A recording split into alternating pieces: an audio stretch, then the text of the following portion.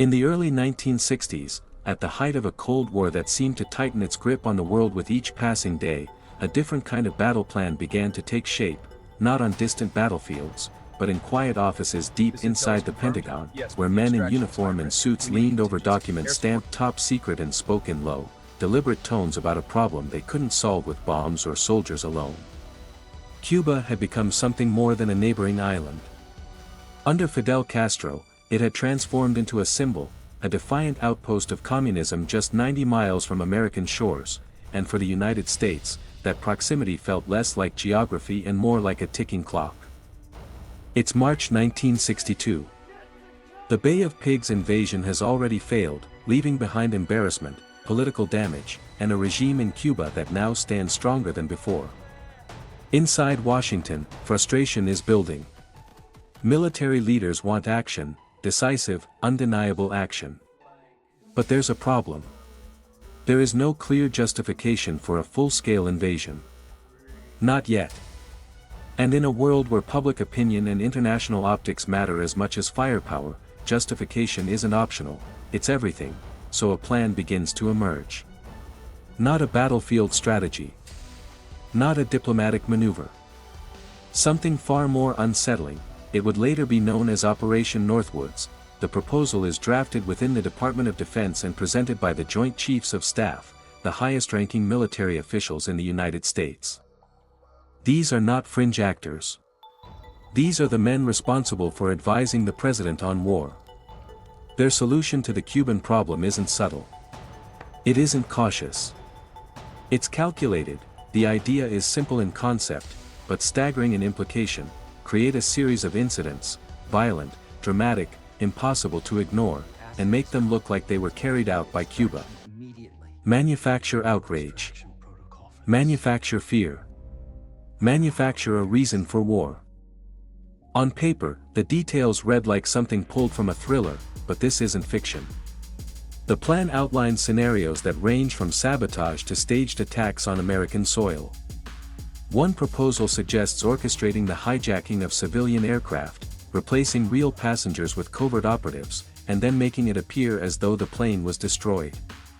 Another suggests staging attacks in U.S. cities, bombings, shootings, designed to create the impression of Cuban-backed terrorism.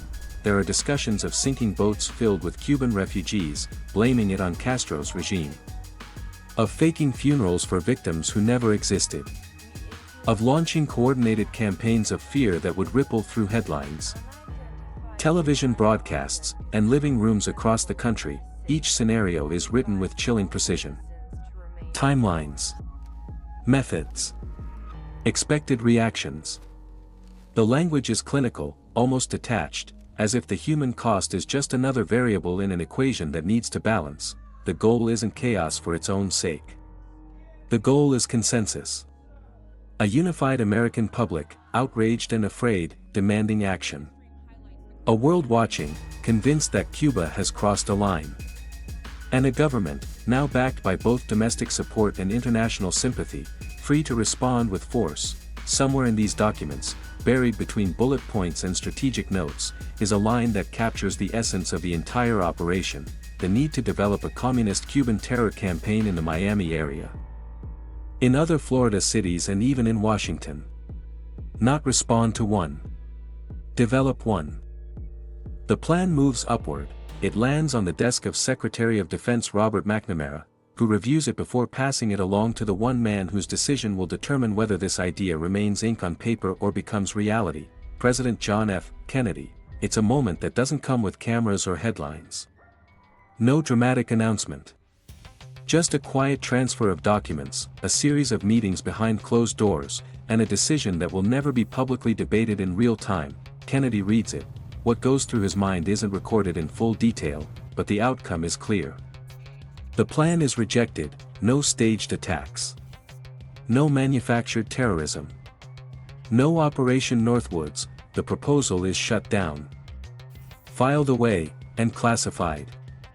Officially, it never happened. The public knows nothing. The Cold War continues, but without this particular chapter unfolding. For decades, the documents remain buried. The world moves on. The Cuban Missile Crisis erupts later that same year, bringing the United States and the Soviet Union closer to nuclear war than ever before. Kennedy is assassinated in 1963. Administrations change. Conflicts rise and fall. And Operation Northwoods fades into obscurity, not because it was forgotten, but because it was never known, until the 1990s, as part of a broader effort to declassify Cold War-era documents. Files related to U.S. activities in Cuba begin to surface. Historians, researchers, and journalists comb through thousands of pages, piecing together fragments of a past that had been hidden for decades. And then, among those pages, they find it, the proposal. The signatures.